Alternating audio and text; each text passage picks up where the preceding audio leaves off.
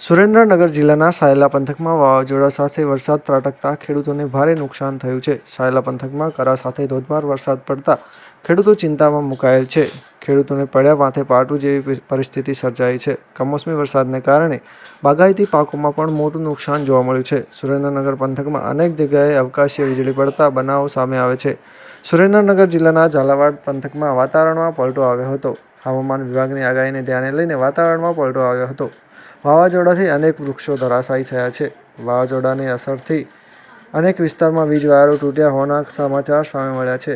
વાવાઝોડાને આવતાની સાથે જ શહેર તથા ગ્રામ્ય વિસ્તારોમાં સહિત અંધારપટ છવાયો હતો. રસ્તાઓ બંધ થતાં અનેક વાહન ચાલકો ફસાયેલા જોવા મળ્યા હતા. કમોસમી વરસાદથી ખેડૂતોની ચિંતા ભારે નુકસાન થઈ છે.